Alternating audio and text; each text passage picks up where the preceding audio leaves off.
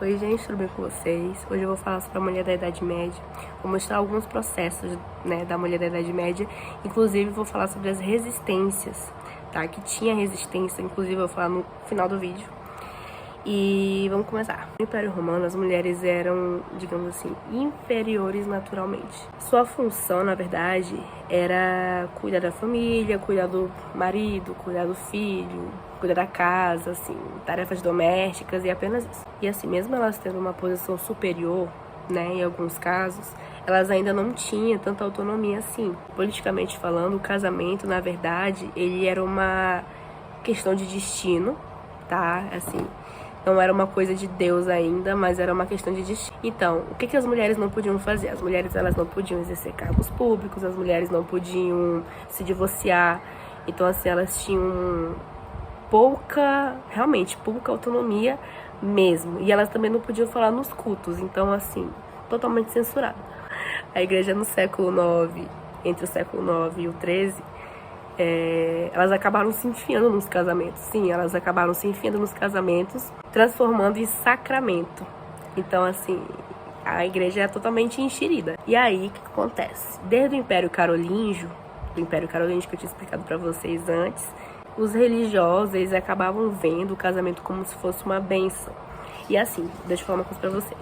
Antigamente, no caso, quem fazia o casamento, quem era o cara lá que realizava toda a cerimônia e tudo mais, era o pai do noivo, do marido dela. E aí, depois de um tempo, quem começou a realizar o casamento, o padre, a igreja em si, começou a ter um destaque a mais, na Idade Média. Então, os padres em si, a igreja começou a ter um papel principal no casamento. Inclusive, quando eles casavam, os padres tacavam água benta na cama, gente. E o casamento começou a ser visto, como procriação, bênção de Deus, essas coisas que a gente conhece hoje em dia. E outra coisa também importante falar é que o casamento era em casa, E como o casamento era em casa, depois começou a ser passado na igreja, na porta da igreja, no caso.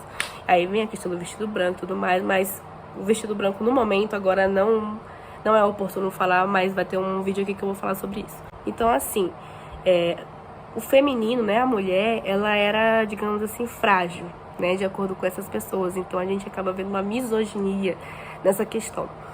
Apesar de misoginia ser um termo meio contemporâneo, entrando aqui no anacronismo, mas era uma sociedade totalmente misógina. Mas isso também não pode dizer que tinha suas resistências, como eu falei. Tipo assim, as mulheres camponesas, no caso, elas eram obrigadas a trabalhar com seus maridos, tá? E quando o marido dela morria, o seu marido, ela virava viúva, ela trabalhava com os filhos dela, ou ela trabalhava sozinha. E aí a gente acaba entrando na questão da Eva, e o pecado da mulher totalmente impura.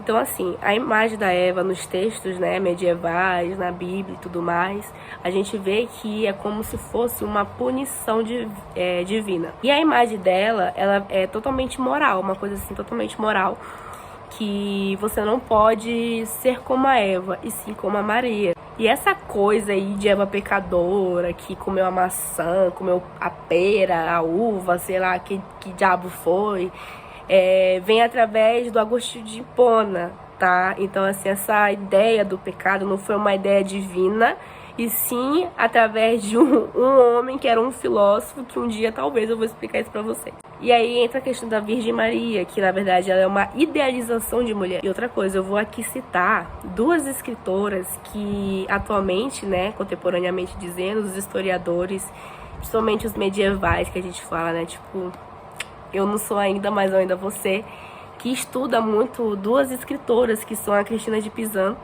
e Catarina de Genova, tá? No momento, elas são duas pessoas que eu gosto muito de pesquisar. Cristina de Pizan, ela tinha, tipo assim, ela lutava contra a misoginia da época através dos seus textos, tá? Ela lutava através dos seus textos, ela escrevia muita coisa, lutava mesmo contra a misoginia da época. Era bem, digamos assim, o começo do feminismo, sabe? Já a Catarina de Genova, ela era diferente, mas ela ainda assim, ela era uma resistência por conta das escrituras dela. Quais eram, na verdade, os livros dela? O maior de todos que a gente pode falar é o Purgatório. Então, assim, essas duas mulheres, elas deram muito trabalho, tá? Principalmente Cristina de Pizan.